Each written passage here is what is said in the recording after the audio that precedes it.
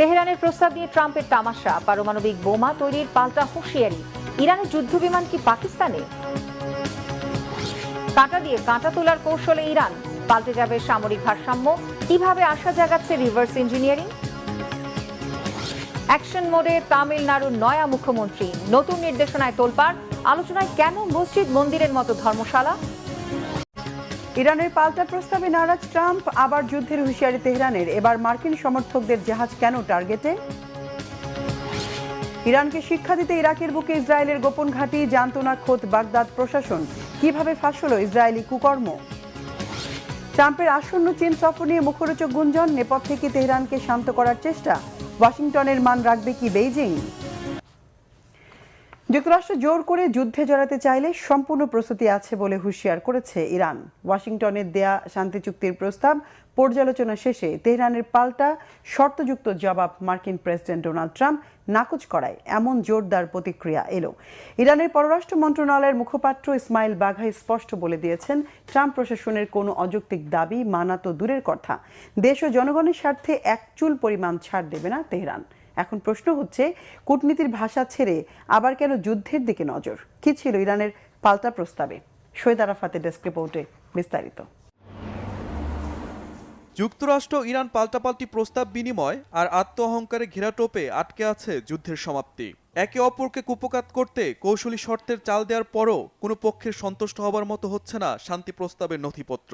এতেই অশান্ত হচ্ছে পরিস্থিতি, বাড়ছে আবারও যুদ্ধ ছড়ানোর শঙ্কা। সোমবারের সংবাদ সম্মেলনে ইরানের পররাষ্ট্র মন্ত্রণালয়ের মুখপাত্র ইসমাইল বাঘাইয়ের কণ্ঠেও যেন ধ্বনিত হচ্ছে সেই অশনি সংকেত। হুঁশিয়ারি করে বলেছেন, যুক্তরাষ্ট্র জোরপূর্বক আবার যুদ্ধে জড়াতে চাইলে ইরান জবাব দিতে প্রস্তুত। অবশ্য কূটনৈতিক সমাধানের পথ খোলা আছে বলে উল্লেখ করেছেন তিনি। মার্কিন প্রেসিডেন্ট ডোনাল্ড ট্রাম্প ইরানের নয়া প্রস্তাবকে অগ্রহণযোগ্য বলার জবাবও দিয়েছেন বাঘাই। তিনি বলেন, যুক্তরাষ্ট্রকে গ্রহণযোগ্য প্রস্তাবই দিয়েছে তেহরান। স্পষ্ট জানিয়ে দিয়েছেন, বারবার ট্রাম্প প্রশাসনের অযৌক্তিক দাবি আর মানা হবে না, দেশ ও জনগণের স্বার্থে এক চুলো ছাড় দেওয়া হবে না। প্রশ্ন হচ্ছে, ইরানের প্রস্তাবে কি এমন ছিল যা ফিরিয়ে দিলেন মার্কিন প্রেসিডেন্ট? তেহরানের প্রস্তাব গুচ্ছের মধ্যে আছে সব ফ্রন্টে, বিশেষ করে লেবাননে ইসরায়েলের আগ্রাসন অবিলম্বে বন্ধ করা, যুক্তরাষ্ট্রের নৌ অবরোধ প্রত্যাহার, ইরানের ওপর আর কোনো হামলা না চালানোর নিশ্চয়তা এবং ইরানের তেল বিক্রিতে মার্কিন নিষেধাজ্ঞা সহ তেহরানের ওপর থেকে সব ধরনের নিষেধাজ্ঞা প্রত্যাহার। মধ্যস্থতাকারী পাকিস্তানের মাধ্যমে এসব প্রস্তাব দেওয়া হলেও যুক্তরাষ্ট্র তা পুরোপুরি নাকচ করেছে। এতে যুদ্ধ বন্ধের সম্ভাবনার পথে অনিশ্চয়তা দেখা দিয়েছে। এর কুপ্রভাবে বিশ্ববাজারে আবারও বেড়েছে জ্বালানি তেলের দাম। সোমবার দিনের শুরুতে ব্রেন্ট ক্রুড তেলের দাম ব্যারেল প্রতি $105 আশেপাশে ওঠানামা করে। মার্কিন অপরিশোধিত তেল WTI বিক্রি হয় $100 কাছাকাছি দামে। বিশ্লেষকদের ধারণা, শান্তি চুক্তির সফলতা আটকে আছে মূলত ইরানের পরমাণু ইস্যুতে। তাই এ বিষয়ে কোনো সিদ্ধান্তে না আসা পর্যন্ত যুদ্ধ শেষ হওয়ার কোনো সম্ভাবনা দেখছেন না তারা।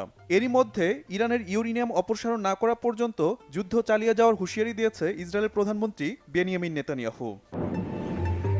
এদিকে যুদ্ধবিরতির মধ্যে গত 24 ঘন্টায় ইসরায়েলি বাহিনীর হামলায় লেবাননে নিহতের সংখ্যা 50 ছাড়িয়েছে।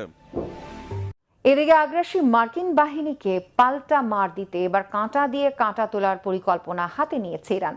এতে গুরুত্বপূর্ণ ভূমিকা রাখতে যাচ্ছে ইরানের বিভিন্ন প্রান্ত থেকে উদ্ধার করা যুক্তরাষ্ট্র এবং ইসরায়েলের অবিস্ফোরিত বোমা আর ক্ষেপণাস্ত্র।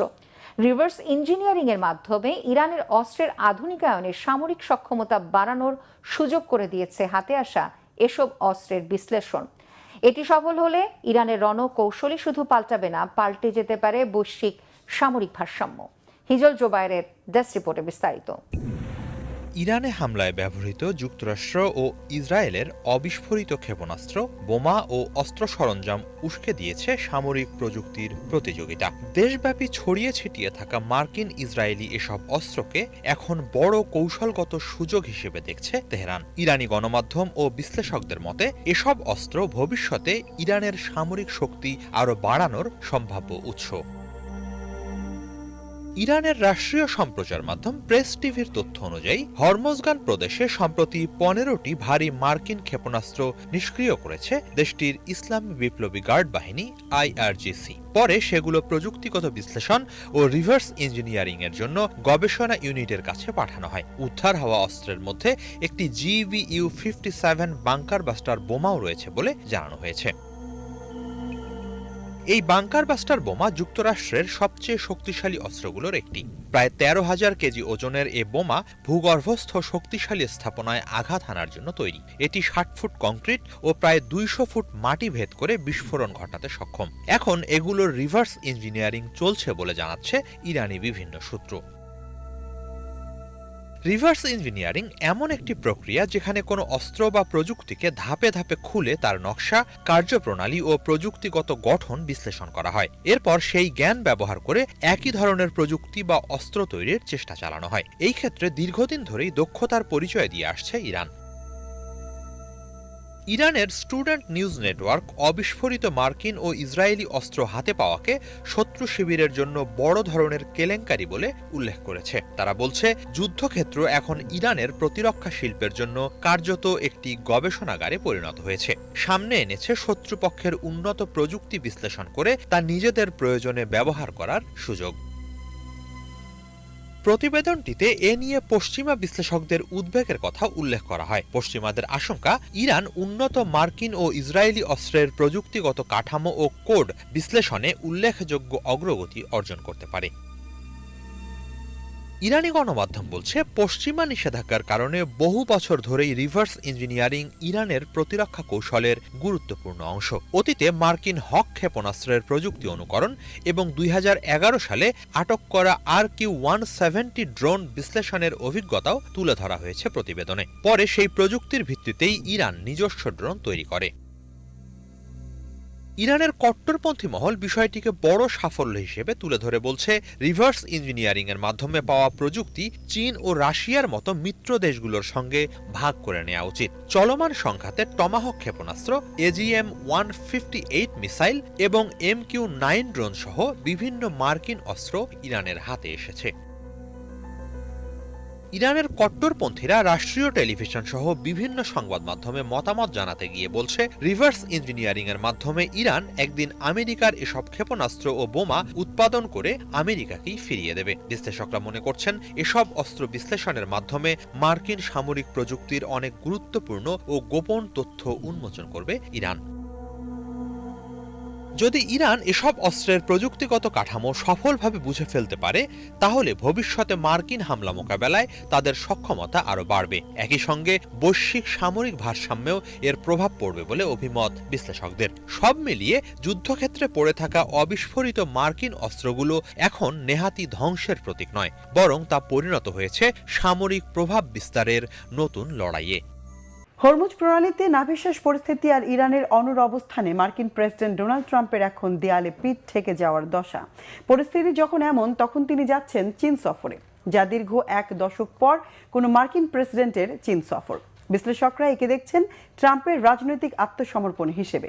বেইজিং কি আদৌ উদ্ধার করবে ওয়াশিংটনকে, নাকি এবার চীনের প্রেসিডেন্ট শি জিনপিং এর চালে কোণঠাসা হবে আমেরিকা? হাফিজুল ইসলামের ডেস্ক রিপোর্ট। মধ্যপ্রাচ্যে যুদ্ধের আগুনে যখন টালমাটাল বিশ্বের অর্থনীতি, ঠিক সেই সময়ে যেন বাধ্য হয়ে শি জিনপিংয়ের মুখোমুখি হচ্ছেন ডোনাল্ড ট্রাম্প। এর মধ্য দিয়ে দীর্ঘ প্রায় 1 দশক পর কোনো মার্কিন প্রেসিডেন্ট পা রাখতে যাচ্ছেন চীনের মাটিতে। হরমুজ প্রণালীতে আমেরিকার নৌ অবরোধ এবং ইরানের শক্ত নিয়ন্ত্রণ উত্তপ্ত করে রেখেছে পরিস্থিতি। গত মার্চ মাসের নির্ধারিত বেইজিং সফর পিছিয়ে যাওয়ায় পরিষ্কার হয়ে গিয়েছিল কতটা চাপের মধ্যে আছে হোয়াইট হাউস। মার্কিন প্রেসিডেন্টের আসন্ন চীন সফরকে দুই মিত্রশক্তির মিলন মেলা মনে হতে পারে। শি জিনপিং এর সঙ্গে দ্বিপাক্ষিক সম্পর্ককে বন্ধুত্ব বলেও দাবি করেন ট্রাম্প, কিন্তু অনেকের ধারণা এবারের সফর বেইজিং এর কাছে ট্রাম্পের এক প্রকার রাজনৈতিক আত্মসমর্পণ। মার্কিন প্রেসিডেন্ট ডোনাল্ড ট্রাম্পের সামনে পাহাড় সমান সমস্যা থাকলেও কিছু বিষয় দ্রুত সমাধানের কোনো বিকল্প নেই। যেমন হরমুজে অচলাবস্থার মধ্যেও বিশ্ববাজারে আমেরিকার বাণিজ্য টিকিয়ে রাখা, ইরান পরিস্থিতি সামাল দেয়া এবং তাইওয়ান ইস্যুতে চীনের সঙ্গে সরাসরি বিরোধে না জড়ানো। ট্রাম্প চাইছেন চীন যেন প্রচুর পরিমাণে মার্কিন বিমান কেনে, পাশাপাশি বেইজিং যেন ইরানকে বুঝিয়ে সুঝিয়ে হরমুজ প্রণালী থেকে নিয়ন্ত্রণ উঠিয়ে নেয়াতে ভূমিকা রাখে। বাণিজ্যিক ইস্যুগুলোর ক্ষেত্রে আমার মনে হয় ট্রাম্প চাইবেন চীন যেন আরও বেশি করে মার্কিন পণ্য কেনে। নিশ্চিতভাবেই বোঝা যাচ্ছে বিমান বা এভিয়েশন সংক্রান্ত কেনাকাটার বিষয়ে চুক্তি হওয়ার পথে রয়েছে। এছাড়া আমি মনে করি ট্রাম্প ইরানের বিষয়েও কথা বলতে চাইবেন। তিনি হয়তো চীনাদের রাজি করানোর চেষ্টা করবেন যাতে পর্দার আড়ালে থেকে তারা তেহরানের ওপর আরও বেশি চাপ সৃষ্টি করে। অন্তত হরমুজ প্রণালীর ওপর থেকে অবরোধ তুলে নেওয়ার বিষয়ে ইরানকে যেন চাপ দেয় চীন। আমেরিকার আগামী নির্বাচনে নিজের ইমেজ রক্ষায় প্রেসিডেন্ট ট্রাম্পের দরকার বড় কোনো রাজনৈতিক বিজয়। ইরানকে শায়েস্তা করতে গিয়ে তিনি পড়েছেন চরম বিপাকে। অন্যদিকে আরব মিত্রদের নিরাপত্তা দিতে ব্যর্থ হওয়ায় তাদের সঙ্গে সম্পর্কও এখন পরীক্ষার মুখোমুখি। এমন টানাপড়েনের মধ্যে চীনের সঙ্গে সমঝোতা হলে কিছুটা মুখ রক্ষা হবে ট্রাম্পের। অবশ্য তার দুর্বলতা টের পেয়ে শি জিনপিং দিচ্ছেন ধুরন্ধর চাল। চীনের জ্বালানি নিরাপত্তা নিশ্চিত করতে মধ্যপ্রাচ্যে শি শান্তি চান ঠিকই, কিন্তু তিনি সেটা করবেন একান্তই নিজের শর্তে। ডোনাল্ড ট্রাম্পের এখন এক ধরনের কূটনৈতিক বিজয় প্রয়োজন। ট্রাম্প নিজের দেশের মানুষকে দেখাতে চান তিনি কেবল বিশ্ব ব্যবস্থা বা ভূরাজনীতি ওলটপালট করতেই জানেন না, বরং তার লক্ষ্য হলো শান্তি ও স্থিতিশীলতা বজায় রাখা। আর চীনের ক্ষেত্রে বলতে গেলে তাদের শুধু শান্তভাবে বসে থেকে এটা প্রমাণ করলেই চলবে যে তারা বিশ্ব অর্থনীতি এবং ভূরাজনীতিতে অত্যন্ত দায়িত্বশীল এবং অংশীদার। ইরান ইস্যুতে বরাবরই একরকম নিরপেক্ষতা দেখিয়ে আসছে চীন। ওয়াশিংটন ভাবছে বেইজিং চাইলেই তেহরানকে নিয়ন্ত্রণ করতে পারবে, কিন্তু বাস্তবতা হলো খামেনি প্রশাসন যেমন বেইজিংয়ের সব কথা শোনে না, একইভাবে বেইজিংও সবকিছুতে চাপ সৃষ্টি করে না। এছাড়া চীন যুক্তরাষ্ট্রের মধ্যে যে দীর্ঘমেয়াদী জটিল বাণিজ্যিক যুদ্ধ চলছে, অচিরেই এর স্থায়ী সমাধান হওয়ার সম্ভাবনা প্রায় নেই বললেই চলে। তবে আসন্ন সফরে দুই পক্ষই কিছু প্রতীকী চুক্তি করতে পারে। সব মিলিয়ে অনেক বিশ্লেষক মনে করেন আন্তর্জাতিক কূটনীতিতে ট্রাম্পের চেয়ে বেশ সুবিধাজনক অবস্থানে আছেন শি জিনপিং।